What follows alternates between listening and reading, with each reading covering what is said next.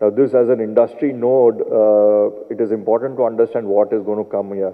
What the government has decided that this would be an industrial node for all the non-polluting industries. So there won't be any polluting industries, but all non-polluting industry for electronics, pharmaceuticals, heavy engineering, automobiles and metals and tourism, IT, education, lots of things. So this in itself will be an ecosystem, and to be able to sustain this, you need significant amount of infrastructure, both physical and people, and a significant planning exercise has been going on for several years now, and now there is a town planning scheme available where it has been decided that this 920 square kilometers will be developed over 6 schemes, which are spread across 30 years. So phase 1, which PMNC, which is AECOM, is managing, is till 2022, which will cover roughly 150 square kilometers of area. Phase 2, phase 3 will be coming in later, and phase 3 is expected to be finishing at 2042, which is a significant amount of time as such in terms of lot more investment and lot of work to be done.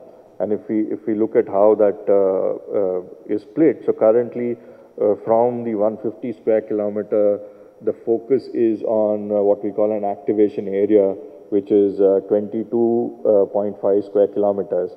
So which is part of the town planning scheme 1 and 2, which adds up to 20. So currently all the development effort is being put into it, and where there would be 48% of this activation area is designated as industrial zone. There is 12% as roads, infrastructure. There's residential, which is around 28 to 30%, and the green spaces. So the town planning guys are trying to do the best that they can do from a planning standpoint and smart city standpoint, and there is a continuous debate on how that utilization should happen.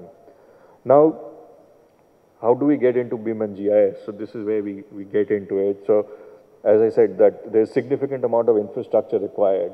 So this is 22.5 square kilometers of new development. When you look at the amount of infrastructure required, it is huge. Roads, 72 kilometers of new roads. There is 400 kilometers of pipeline which needs to be built, which includes water network and sewer network and storm network as well. There is a new 6 kilometers of canal which will be constructed. There is a sewage treatment plant and a power transmission line. So if you see, there's 130 kilometers of power transmission line. So there is a lot of infrastructure work being done. From a building standpoint right now, because it is expected to be industrial, so there will be a lot more industries which would be coming in as a private industry.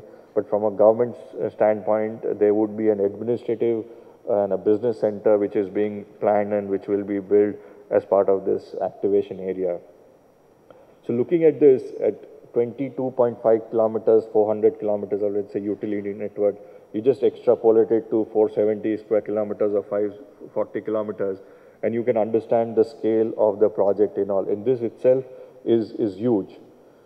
Now, what DMIC did was that when they gave us this project management consultancy, they stated that 3D and a BIM-driven approach should be implemented for the entire project and for all the infrastructure which is developed and for all the phases. Now, this is a challenge in itself, because I don't think anyone has probably attempted to do it. It was a one-page note, says, okay, this is what you need to do, which was fairly comprehensive, included everything. So it was challenging for us to decipher it and to figure out, okay, what are we going to do? What is the objective of that we're doing? So, okay, so they said, okay, all the decisions to be taken on this project should primarily be driven out of this 3D and BIM and GIS-based approach. We should be using it for design analysis and be using it for quality assurance, and then use it to simulate and visualize the project, to show it to the various stakeholders, to discuss, to collaborate and coordinate with different stakeholders to identify what are the requirements from a material standpoint, to identify, let's say, issues between multidisciplinary utilities, whether they are colliding or clashing with each other, or there are other issues with it. And then probably also look at if we can do some carbon impact analysis on the entire project, considering the scale of the investment.